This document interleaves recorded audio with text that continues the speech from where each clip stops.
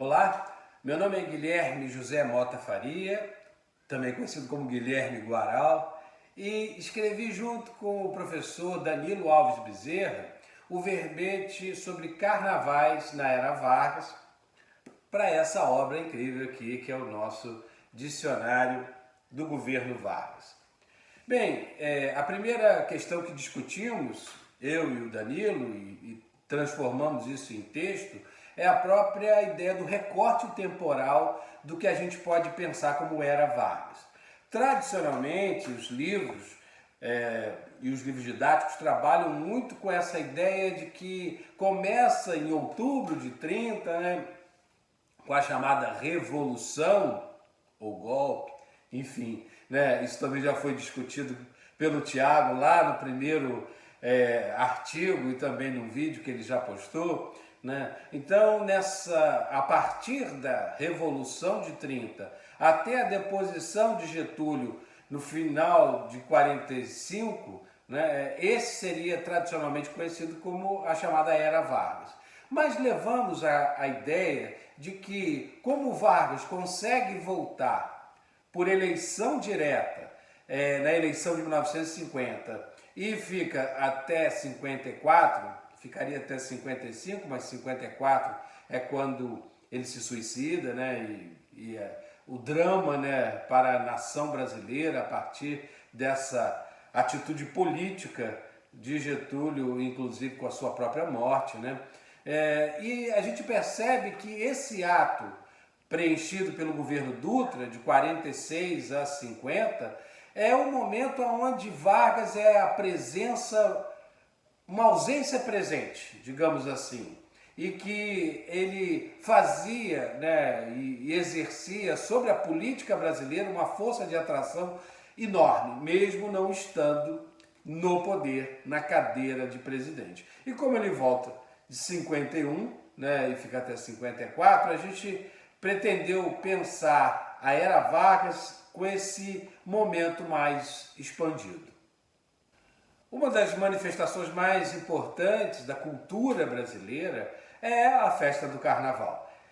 Dentro daquela chave um pouco tradicional de como se pensava a questão da cultura, cultura erudita, cultura popular, o Carnaval brasileiro se insere quase que totalmente, né, nesse viés da cultura popular. Óbvio que tinha alguns movimentos que eram ligados à elite, mas a diversão popular, a participação das classes populares fizeram com que o Carnaval se tornasse uma marca identitária do Brasil, onde todas as classes, né, de certa forma, têm o espaço para os seus festejos. E a percepção do Carnaval carioca na Era Vargas foi sendo um processo de empoderamento das escolas de samba. Essas agremiações elas começam a surgir no final ali dos anos 20 e começam a ter alguns concursos patrocinados até pelo jornal, pelos jornais, né? O Mundo Esportivo, o Globo, começam a fazer os primeiros concursos de escolas de samba, numa sacada para tentar preencher aquele vazio que o futebol deixava no início do ano, né? E as escolas de samba começam a chamar a atenção do poder público, principalmente no Distrito Federal, Rio de Janeiro, epicentro da cultura brasileira e a grande câmara de eco, de ressonância para o Brasil inteiro. E as escolas de samba, elas, a princípio, eram, né, uma manifestação cultural muito ainda no terceiro, quarto escalão na festa carioca, né? Primeiro estavam lá os ranchos, as grandes sociedades, os bailes e até mesmo os blocos de rua, e as escolas de samba surgiram nesse meio de campo aí, e foram tendo a percepção de abraçar, de certa forma, meio que antropofagicamente pensando, se apropriando de cada elemento, ou dos elementos centrais das demais manifestações. Se nos anos 30 as escolas de samba ainda estavam muito dentro da escala de importância que o governo dava, né, a essa manifestação da cultura brasileira popular, ainda estava lá no quarto escalão. Com o passar do tempo, já nos anos 50, 60, então vai se tornar a grande manifestação cultural na época do carnaval.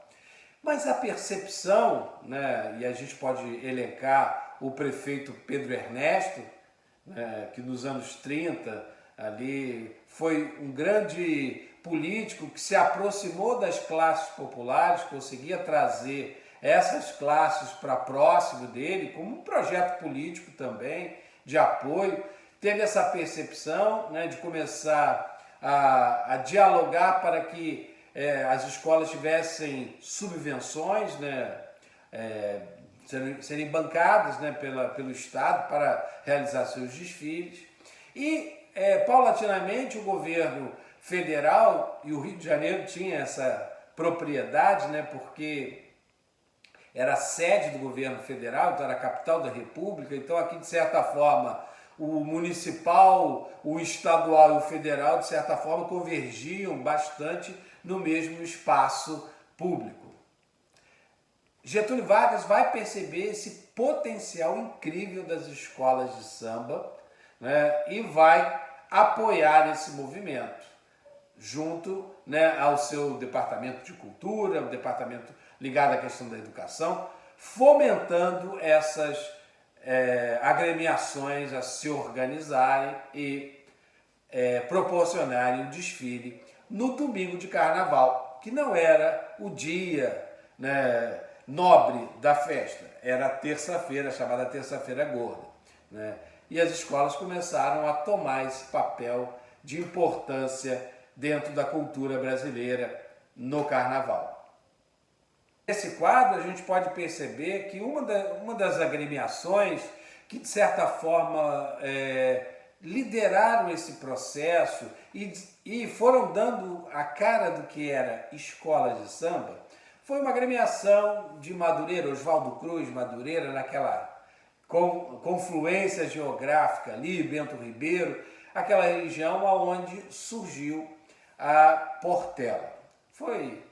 Teve vários nomes, foi Baianinhas, depois Vai Como Pode, até que enquadraram, né, aí a relação do poder público, da questão da polícia, né? Vai Como Pode, não dá. Então tem que ser, aonde que é a sede de vocês? Na Estrada do Portela. Então muda, Portela, bonito nome.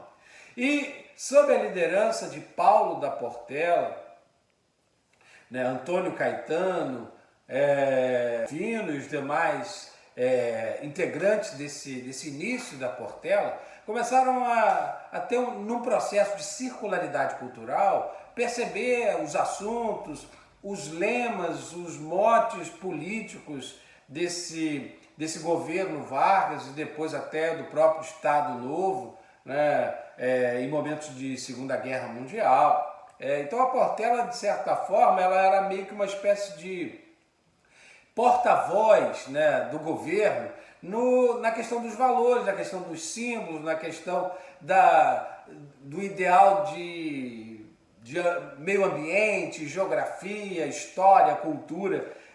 E isso fez com que a Portela, a partir dos seus sambas, dos enredos, tudo que ela foi instituindo a partir desse diálogo e a canibalização, como eu falei um pouco antes, dos enredos e do visual dos ranchos, das alegorias das grandes sociedades e da sonoridade dos blocos, né, da musicalidade que circulava ali, do machixe, do foxtrot, enfim, de todas essas linguagens sonoras e visuais, ela sintetiza e amalgama num fenômeno que vai ser chamado de escola de samba. E a partir daí, né, a partir dos desfiles, da oficialização dos desfiles, a Portela enfileira títulos, ela se torna heptacampeã, quase que concomitante ao período do Estado Novo, né? De 39 a 46, aí já tinha passado um pouco, né? E ela se torna heptacampeã do Carnaval Carioca. E com isso vai criando um modelo do que é a escola de samba. Essa liderança, essa importância se dá também porque no período de guerra, onde o número de agremiações foi muito curto, ela participa dos carnavais da vitória, né? Desse esforço de guerra da União Nacional dos Estudantes, da Liga da Defesa Nacional, e organiza o carnaval junto, ou participa dessa organização, e vai se sagrando campeã, cantando, né, em homenagem a Getúlio, o grande decênio, a questão da justiça, enfim, vários temas, né, motivos e temas nacionais, e depois explicitamente a questão do esforço do Brasil também entrando, participando da guerra. Essa ligação da Portela sendo esse meio que câmara de eco do que o governo dizia, das propostas do governo, e a própria percepção de que era um espaço a ser ocupado, tira um pouco do peso do que falam de populismo. Esse conceito, acredito que outros colegas irão debater, mas que em vários trabalhos colocam o Getúlio como um precursor do populismo, eu discordo bastante, porque populismo é um conceito pejorativo, negativo, e o que eu percebo a partir das obras da Ângela de Castro Gomes, do Jorge Ferreira, também fui burilando essa percepção de que o que a gente tem ali é uma grande aliança, um pacto.